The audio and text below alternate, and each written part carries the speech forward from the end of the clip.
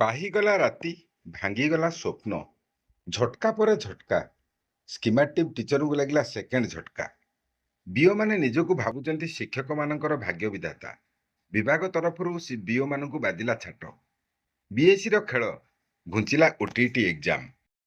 Hello friends, ସମାଧାନ 100 ତରଫରୁ ମୁଁ ସୁକାନ୍ତ ମହାପାତ୍ର ଆପଣମାନଙ୍କୁ ସ୍ୱାଗତ ଜଣାଉଛି। ଭିଡ଼ିଓଟିକୁ ଲାଷ୍ଟ ପର୍ଯ୍ୟନ୍ତ ଦେଖନ୍ତୁ, ସ୍କିପ୍ କରନ୍ତୁ ନାହିଁ। ଯେଉଁମାନେ ଫାର୍ଷ୍ଟ ଟାଇମ୍ ସାଇଟ୍ଟିକୁ ଭିଜିଟ୍ କରିଛନ୍ତି ସେମାନେ ସବସ୍କ୍ରାଇବ୍ କରି ବେଲ୍ ଆଇକନ୍ରେ ଅଲ୍ କ୍ଲିକ୍ କରନ୍ତୁ। ଫଳରେ ଯେଉଁ ନୂଆ ଭିଡ଼ିଓ ଅପଲୋଡ଼ ହେବ ତାର ନୋଟିଫିକେସନ୍ ଫାଷ୍ଟ ଆପଣଙ୍କ ପାଖରେ ପହଞ୍ଚିପାରିବ। ଲାଇକ୍ କରନ୍ତୁ ଏବଂ ଅନ୍ୟ ବନ୍ଧୁମାନଙ୍କୁ ସେୟାର କରନ୍ତୁ।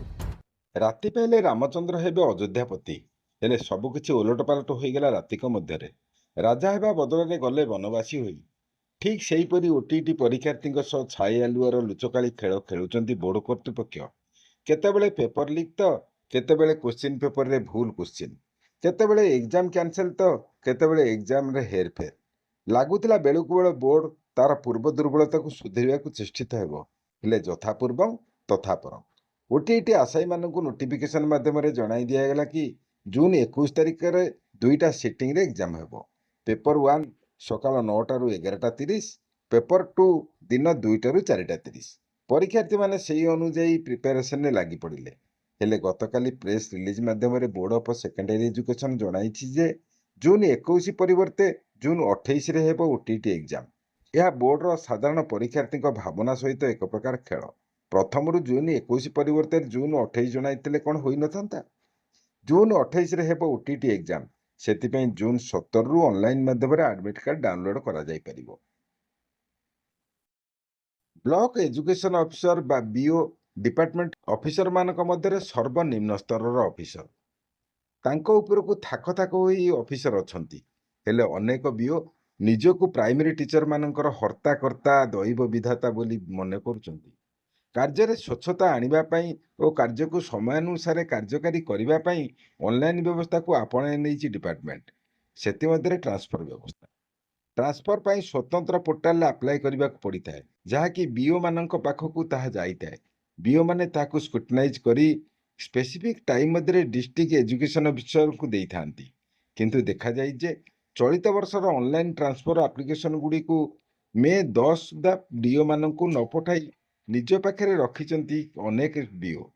ସେଥିପାଇଁ director of elementary education Odisha ରାଜ୍ୟର ସେହି ବିଓମାନଙ୍କୁ ଶୋକଜ ମାଗିଛନ୍ତି, ଯେଉଁମାନେ ଅନଲାଇନ୍ ଆପ୍ଲିକେସନ ଗୁଡ଼ିକୁ ଡିଓଙ୍କୁ ନ ପଠାଇ ନିଜ ପାଖରେ ରଖିଛନ୍ତି।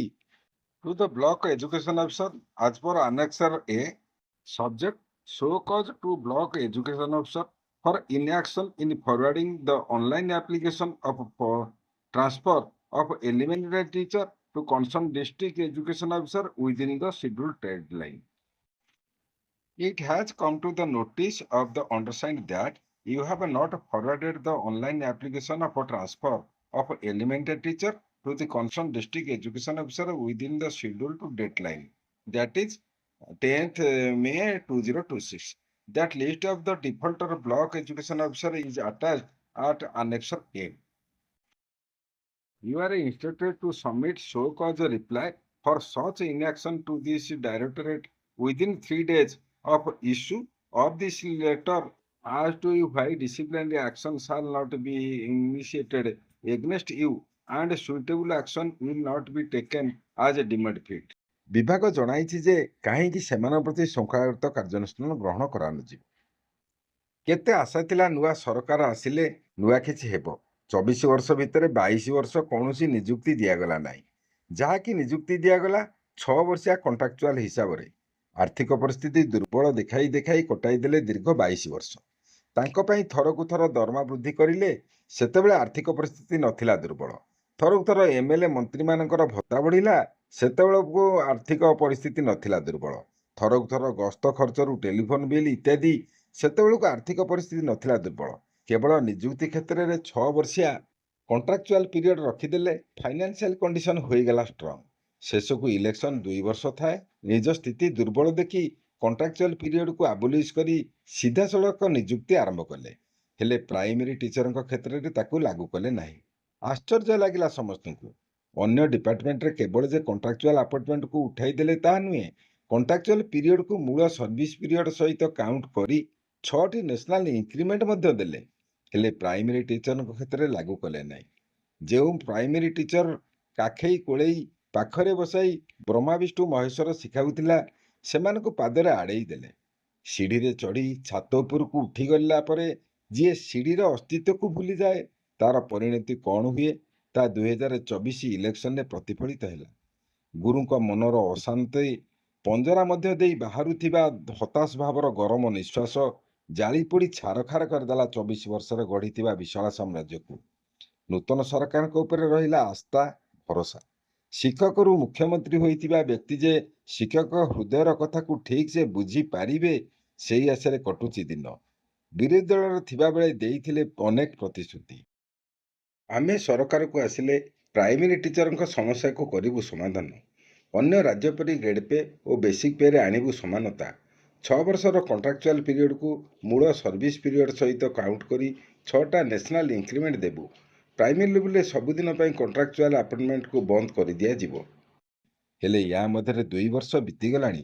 ସବୁ ପ୍ରତିଶ୍ରୁତି, ସବୁ ଆଶା, ସବୁ ଭରସାରେ ପ୍ରସ୍ଫୁଟିତ ଫୁଲର ପାଖୁଡ଼ା ଆସ୍ତେ ଆସ୍ତେ ମଉଳିବାକୁ ବସିଲାଣି।